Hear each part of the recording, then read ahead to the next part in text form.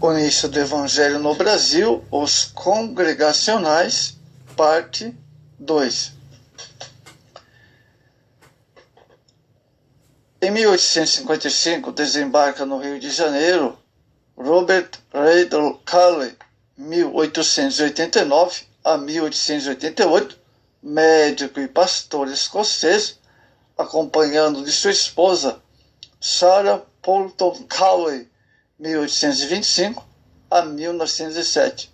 O casal viera da Inglaterra e irá radicar-se em Petrópolis. Em 1859, Calley foi acusado pelo núncio apostólico de, entre outras coisas, de estar ultrapassando os limites da tolerância religiosa prescrita pela Constituição de 1824.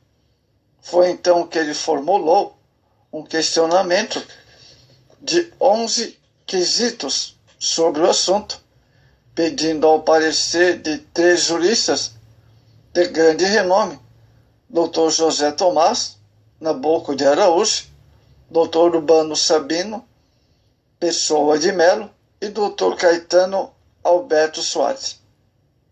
A resposta foi favorável ao Dr. Calley. Ele não quebrara a Constituição. Assim, o governo imperial resolveu nada fazer contra ele, enquanto não excedesse os limites sobre os quais estava bem informado. Aqui temos diríamos o encarceramento legal de portas para a entrada das religiões não católicas no Brasil. Os presbiterianos. Mas antes de nós falarmos sobre os presbiterianos, então houve esse levante contra os congregacionais, né, amados? Os presbiterianos, em 1851, desembarcam no Rio de Janeiro, proveniente dos Estados Unidos, o reverendo James Coley Flat, 1823-1901. Ele fora nomeado para servir aos americanos residentes no Brasil, mais especificamente os do Rio de Janeiro, sob os auspícios da União Cristã Americana e Estrangeira da Sociedade Americana de Amigos dos Marítimos. Fletcher tinha consciência da necessidade de se disseminar a palavra de Deus no Brasil. Pensando nisso, ele escrevia insistentemente às sociedades bíblicas americana e britânica a fim de convencê-lo a abrir a agência no Brasil. Finalmente motivada por seus apelos, a Sociedade Bíblica Britânica e Estrangeira enviou seu primeiro agente oficial, Richard Cordfield, de Liverpool. Em 1856, estabeleceu no Rio de Janeiro o primeiro depósito permanente de Bíblias no Brasil. No ano, oficialmente, os presbiterianos iniciaram seu trabalho no Brasil, em 12 de 8 de 1859. Com a chegada do missionário americano Asbel G. Simonton, 1833-1867, que mesmo tendo vida breve, realizou uma grande obra, da qual apresentaremos apenas um esboço. Primeiro, iniciou uma escola dominical em casa. Este foi seu primeiro trabalho em português, em 22 de 4 de 1860. Outra coisa, organizou a primeira igreja presbiterianos no Brasil, na capital do Império de Rio de Janeiro, com duas primeiras profissões de fé. 12/1/1862.